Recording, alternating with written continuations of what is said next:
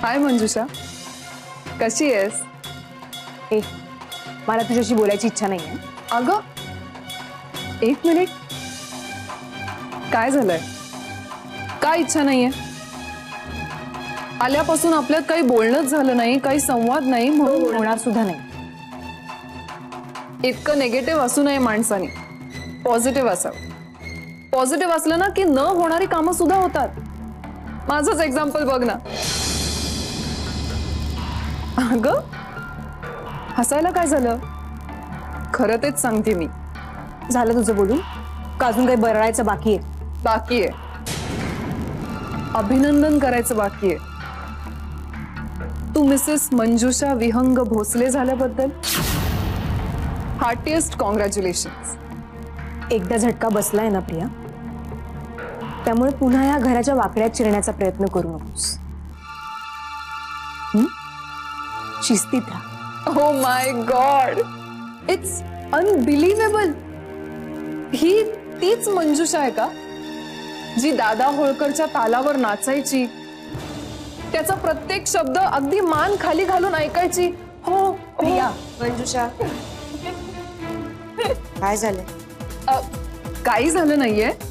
तिची विचारपूस करत होते फक्त. धाकट्या जाऊबाई. बरं चला, मी निघते आता. पुन्हा वरच्यावर भेट होतच राहील. पंच, बाय. मंजुषा, जाऊ दे, तू चल जरा, मला बोलायचं तुझ्याशी.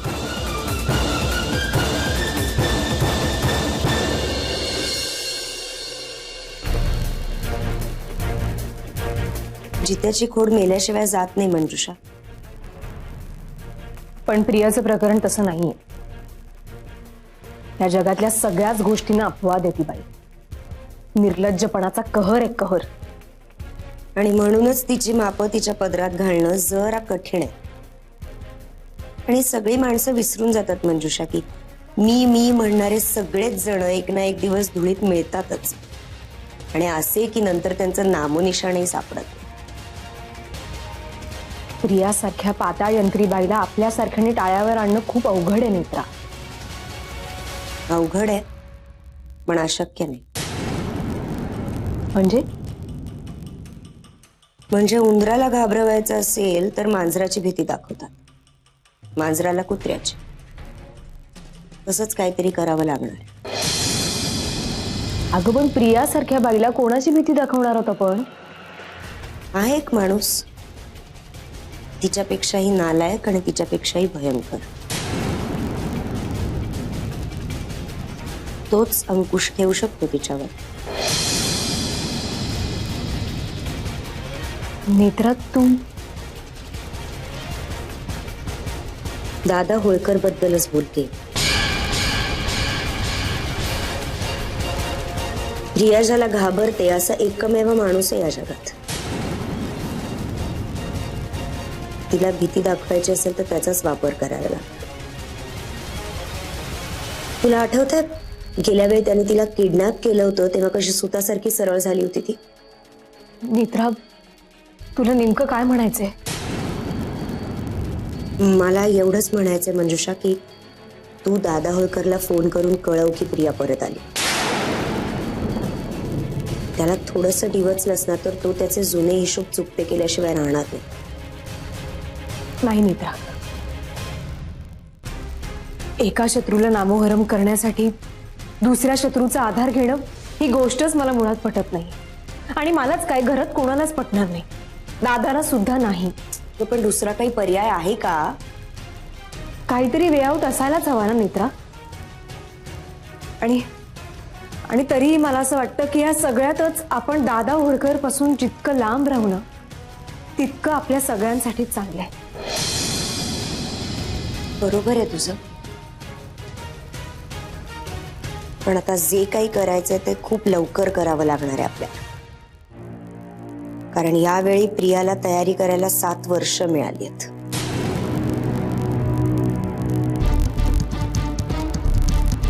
ठीक आहे मित्रा, जे करशील ते सांभाळून कर प्लीज. डोंट वरी. येते.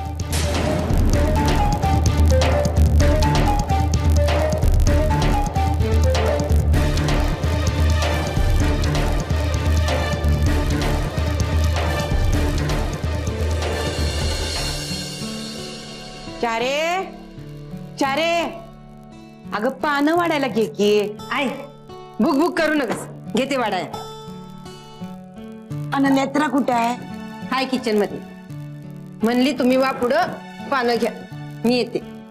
मम्मा आज आपण सगळ्यांसोबत जेवायचं. येस. चारे, मला भूक नाही आणि तुला जेवायचं असेल तर ताट घेऊन आत ये. पणजी तू कुठे चाललीयस? बस ना इकडे. कोणीही कुठेही जात नाहीये. आपण सगळेजण एकत्र बसून जेवतो. आत्या बसून घ्या, मी गरम गरम पोळ्या करून आणते. आणि आर्या, तुला एक गंमत माहितीये का? तुझी मम्मा आहे ना, तिला मी केलेली आमटी खूप आवडते. हो ना प्रिया? तू बस, मी आमटी गरम करून आणते. बसा, चला भूक लागलीये खूप.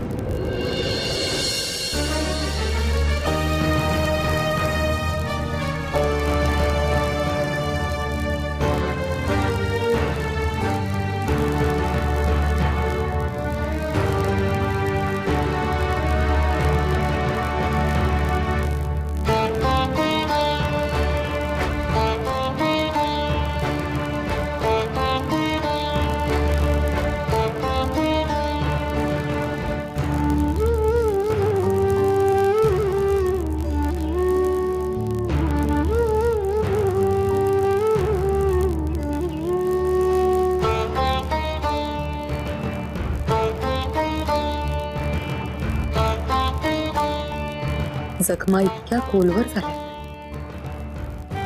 की ते अजूनही ताज्याच आहेत. अगदी कालचीच गोष्ट आहे असं वाटतंय. 7 वर्ष उलटली, पण एक दिवसही असा गेला नाही की या मंगळसूत्राची मला आठवण झाली नाही. मंजिरी, तुझ्यापासून लांब राहणं हीच सगळ्यात मोठी शिक्षा होती माझ्यासाठी.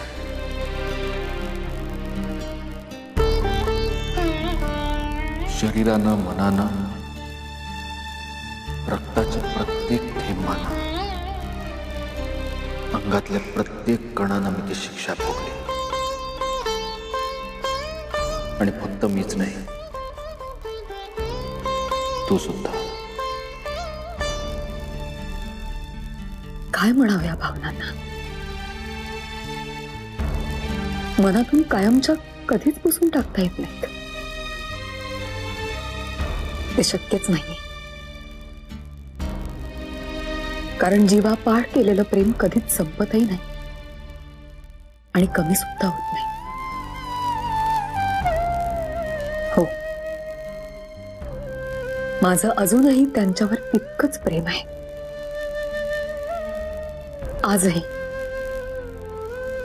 आजही माझं मन त्यांच्या विचारानं व्याकुळ होतं. आई तू झोपली नाहीस अजून?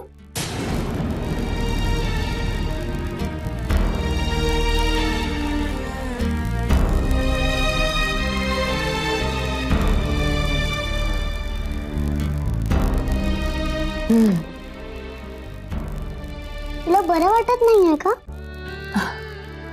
नाही ग, असं काही नाही. झोप ना तू.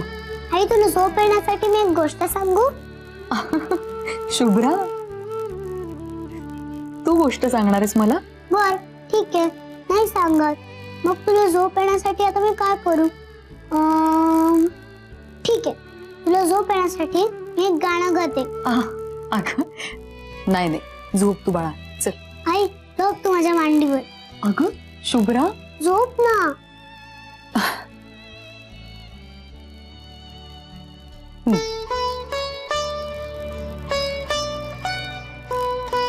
चल के तुझे मैं लेके चलूं कुछ ऐसे गगन के तले जहाँ गम भी न हो आंसू भी न हो बस प्यारे प्यार पले.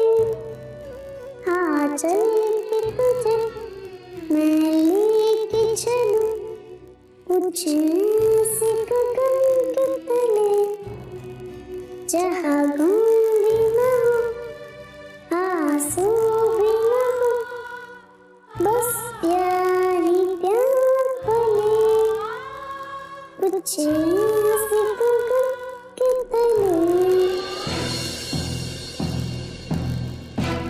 मग नेत्रा, छान स्वयंपाक करायला लागलेस ग आजकाल. घेतला शिकून, काय करणार. गुड. आणखीन काय काय शिकलीस? गेली 7 वर्ष तू इथे नव्हतीस ना प्रिया, त्याच्यामुळे खूप काही शिकायचं राहूनच गेलं माझं. तू असतीस तर खूप शिकले असते तुझ्याकडे. माझ्याकडून? हो, तू अनेक बाबतीत माझ्यापेक्षा ग्रेट आहेस हे मी कधीच मान्य केलंय. एक मिनिट, हा साक्षात्कार तुला अचानक कसा काय झाला? अचानक नाही ग, तू माझ्यापेक्षा भारी आहेस हे मी सगळ्या जगाला ओरडून सांगू शकते. नेत्रा, 7 वर्षानंतर त्या दिवशी तू मला पहिल्यांदा पाहिलंस ना, तेव्हा तू जो काही राडा घातलास तो बघितला मी. मग आज अचानक इतकी प्रेमाने कशी काय वागतेस? कसं आहे ना प्रिया, डोकेदुखीचा जेव्हा सतत त्रास होतो ना, गोळ्या औषधं घेऊन सुद्धा थांबत नाही तो. त्याच्यानंतर तो सहन करण्यापलीकडे आपण काहीही करू शकत नाही. तुझ्या बाबतीत माझे तेच झालं. फुटकारणं हा सापाचा गुणधर्म आहे, पण जेव्हा तो अगदी लाडात येतो, पायाशी घोटाळू लागतो, लोळण घालतो, तेव्हा नक्कीच काहीतरी गडबड आहे. हे न कळण्या इतकी बावळट नाहीये ना मी. छे ग, अजिबात नाही. तू जगातली सगळ्यात भारी आणि हुशार मुलगी आहेस असं मी म्हणाले की नाही आता. नेत्रा, 7 वर्ष तुला भेटले नाही म्हणून मी सगळं विसरले असं वाटतंय का तुला? एक एक गोष्ट कोरली गेली माझ्या मनात. त्यामुळे तुझं हे जे प्रेमळपणाचं नाटक आहे ना, ते बंद कर. छे ग, नाटक कसलं? तुझ्या इतकं चांगलं नाटक करता आलं असतं तर अजून काय हवं होतं? आपण माणसाला एकदा फसवू शकतो, वारंवार नाही. आणि इतके वर्षानंतर जशी मी पूर्वीची राहिले नाही तशी तूही नाही राहिलीस ना. म्हणजे काय? स्पष्ट बोल की काय बोलायचंय. आता तुझ्या मागे एक जीव आहे, तुझा लाडका युवी. प्रिया,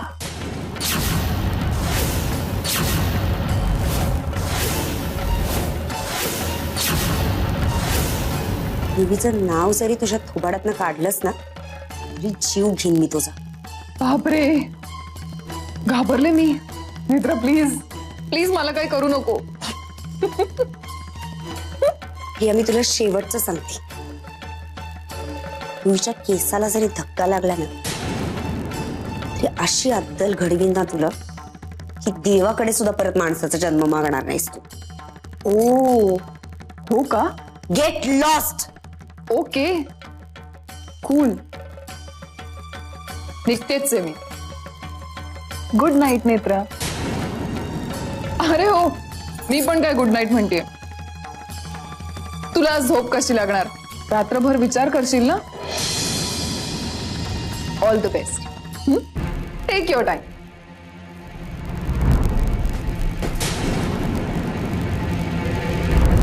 चला आता पटकन झोपायचं हा आर्या.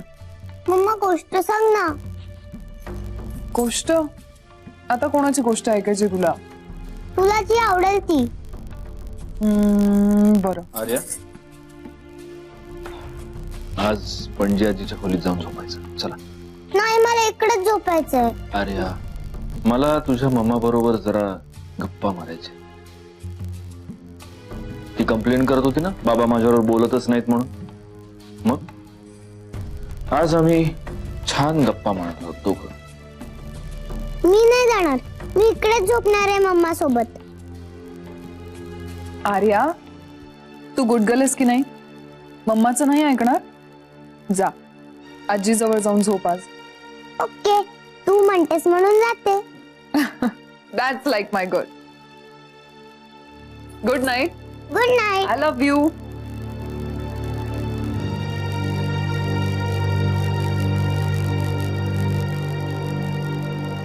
सो आज काय मूड?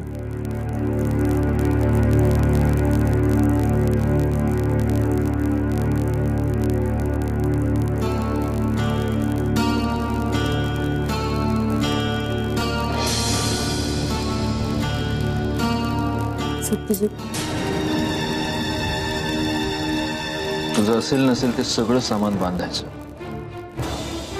आणि ताबडतोब माझ्या घराच्या बाहेर जायचं.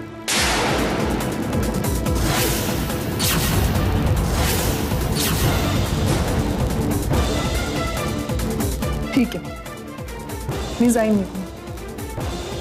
पण मग मी गेल्यावर तू आर्याला काय सांगशील? तिला कसं आणि काय समजवणार आहेस तू? कारण आता तिला समजवणं अशक्य आहे. आणि सत्यजित, पूर्वीसारखं माझा अपमान करून तू मला घरातून बाहेर काढणार, मी निमूटपणे निघून जाणार, अशी परिस्थिती आता राहिलेली नाहीये.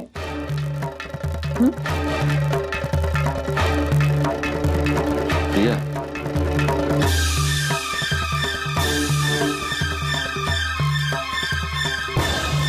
प्रिया, मी आर्याला काय सांगेन, कसं सांगेन त्याची काळजी तू सोड.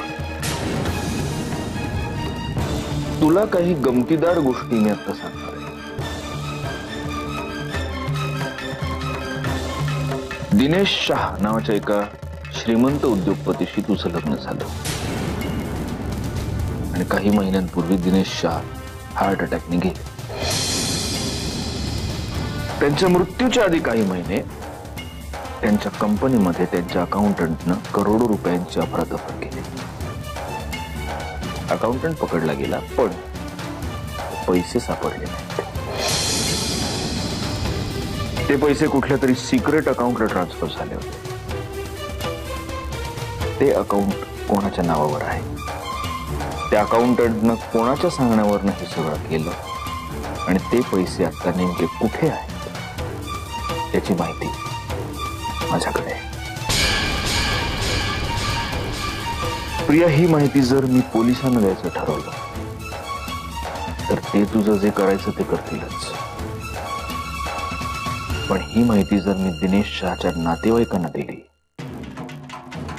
तर ते आपल्या लाडक्या सुनेचं काय करतील हे मी इमॅजिन सुद्धा करू शकतो. त्यामुळे आत्ताच्या आत्ता इथून निघायचं, नाही तर उद्या सकाळपर्यंत तुझी धिंड निघेल. आय लव्ह यू फॉर दिस. तुझं नेटवर्किंग अजूनही तितकंच स्ट्रॉंग आहे.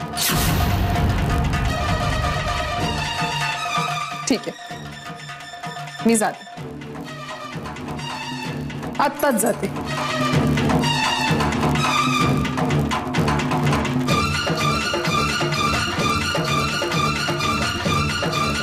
पण सत्यजित, एक गोष्ट लक्षात ठेव,